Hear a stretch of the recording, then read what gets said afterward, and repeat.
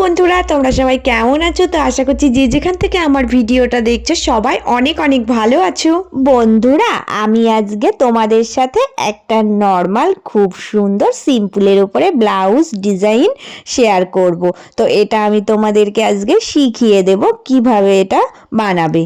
তো ফার্স্টেই দেখো আমি পিঠের মাপটা দেখিয়ে দিচ্ছি। এটা কিন্তু একটা 34 সাইজ পিঠের মাপ। তো বড় 34 যেটাকে বলা হয় সেই পিঠের মাপটাই করব। তো এই লম্বায় দেখো আমি কিন্তু 15.5-তে দাগ দিয়েছি। তো কিছু কিছু কাস্টমার থাকে বলে যে পিঠটা একটু নামিয়ে বানিয়ে দিতে, তো তাদের জন্য এই 15.5 মাপটা একদম ঠিক।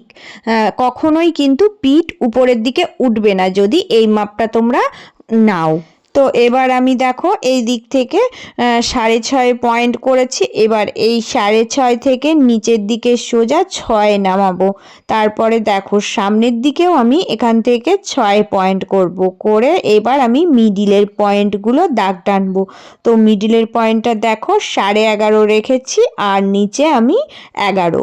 এইভাবে করে পয়েন্ট করে নেবে, মানে বুকের মাপটা বার করে যতটা পাবে ঠিক সেই পয়েন্টে দাগ টেনে কাটবে, তাহলে কিন্তু কোনো ভুল হবে না। এবার দেখো আমি পুরো ড্রয়িংটা এঁকে নিচ্ছি। যেভাবে বগলের সেট আপ করতে হয় সেম সেইভাবে করে আমি পুরো ড্রয়িংটা মাপ করে দাগগুলো সব মিলিয়ে দিচ্ছি।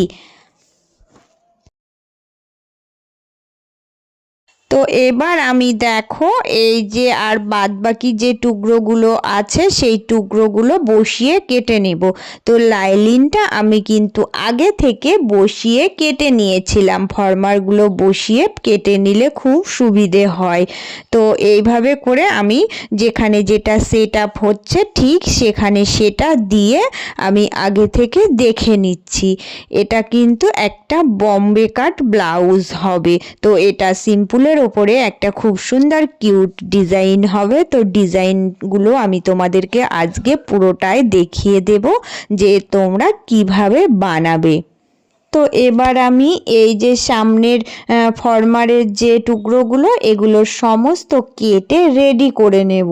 তো এইগুলো কেটে নিয়ে তারপরে তোমাদেরকে আমি অন্যান্য কাটিংগুলো কিভাবে করবে সেগুলোও দেখিয়ে দিচ্ছি। তো এবার আমি কিন্তু এই পিসটা থেকে একটা গ্লাস হাতা মাপ করে কাটিং করে নেব। তো সামনের দিকে দেখো এক্সট্রা যে কাপড়টা আছে সেই কাপড়টা আগে আমি বাদ দিয়ে দিচ্ছি, কারণ এটা আমার কোনো কাজে আসবে না। তো এটা বাদ দিয়ে দেওয়ার পরে এবার আমি গ্লাস হাতার মাপ করে কেটে নেব। তো নর্মালি কিন্তু গ্লাস হাতা হবে, তার উপরে কিন্তু ছোট করে একটা সিম্পলের ওপরে ডিজাইন হবে। তো ডিজাইনগুলো কিভাবে করবে প্রত্যেকটা আমি কিন্তু আজ তোমাদের সাথে দেখিয়ে দেব। তোমরা মন দিয়ে দেখলেও এই রকম ডিজাইন নিজেরাই করে নিতে পারবে। আর দেখো পিট কাটিংটা আমি একটু বলে দিচ্ছি। তো পিট কাটিংটা কিন্তু নর্মালের উপরেই হবে। উপরের দিকটা দেখো আমি 2.5-এর একটু বেশি নিয়েছি, মানে 3-এর একটু কম নিয়েছি, কারণ এর পিঠটা চওড়া ছিল। এটা কিন্তু সব সময় বুঝে শুনে আমাদেরকে মাপটা নিতে হবে। তো এবার দেখো নিচের দিকে আমি এই যে এখান থেকে যতটা বলেছিল, মানে মোটামুটি 5 আঙুল মতো ছেড়ে রাখতে বলেছিল, ঠিক সেইভাবে আমি রেখে দাগটা টেনে দিচ্ছি। দিয়ে সোজা আমি মানে টেনে দেখো হালকা রাউন্ড করে মিলিয়ে দেব। তো কি বলতো, যখন মানে পুটের মাপটা নেবে তো কারোর যদি একটু কাঁধটা চওড়া হয় তো তাকে কিন্তু একটু বাড়িয়ে দেবে।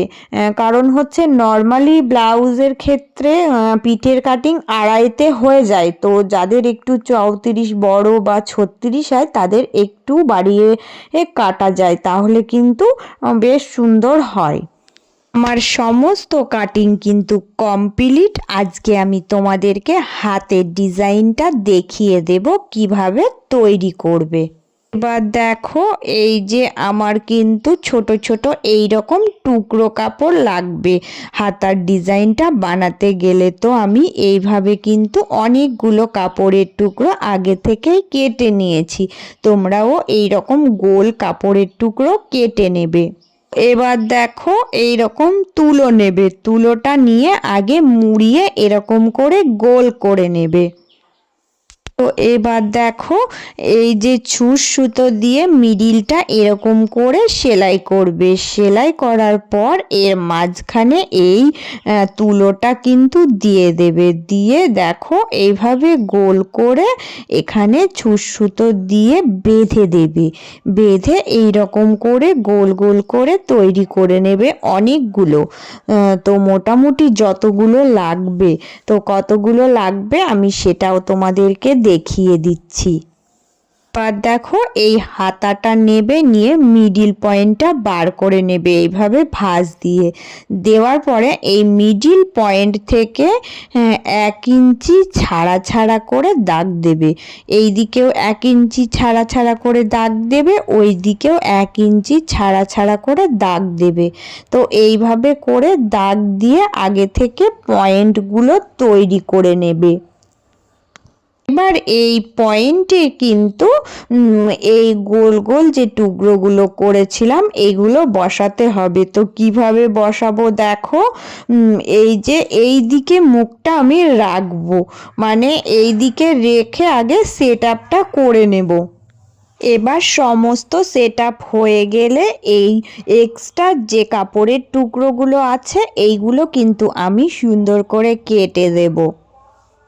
এবার তোমাদেরকে আমি আরও একটা জিনিস দেখিয়ে দিচ্ছি। দেখো এর ভেতরে যে কাপড়টা দেবে এই কাপড়টা কিন্তু এই রকম পাড়ের দিকটা ধরে কাটবে, তাহলে কিন্তু সুবিধা। তো এই রকম পাড়ের দিক হলে আর কোনো সমস্যা হবে না। তো এইবার এটাকে কিভাবে বসাবে দেখো। দেখো এই যে এই কাপড়ের টুকরোটার ওপরে কিন্তু আমি এইটা এইবার উল্টিয়ে দেখো এই যে গোল টুকরোগুলোর মুখগুলো আমি সামনের দিকে বার করে দিচ্ছি। দিয়ে এখান দিয়ে দেখো এই কাপড়টা দিয়ে কভার করে এর ওপর সেট আপ করছি। তো এইভাবে সেট আপ করে একটা করে সুন্দর চাপ সেলাই দিয়ে দিলেই কিন্তু এটা সুন্দরভাবে রেডি হয়ে যাবে। তো আমি পুরোটা কিন্তু এইভাবে করে করে নিয়েছি, আরও একটা এইভাবে বানিয়ে নিয়েছি। দিয়ে তোমাদেরকে দুটোই দেখাচ্ছি এটা কত সহজভাবে করে ফেললাম। তো দেখো নর্মালের উপর এই ডিজাইনটাও কত সুন্দর লাগছে আজকে দেখতে। তো এই ডিজাইনটা আমি তোমাদেরকে পুরোটাই আজকে শিখিয়ে দিলাম, তোমরাও কিন্তু এইভাবে বানাতে পারবে। তো এবার পুরো ব্লাউজটা আমি তোমাদেরকে দেখাচ্ছি। ব্লাউজটা আমার রেডি হয়ে গেছে, তো আমার কাস্টমার আমাকে পরে দেখিয়ে দিয়েছিল।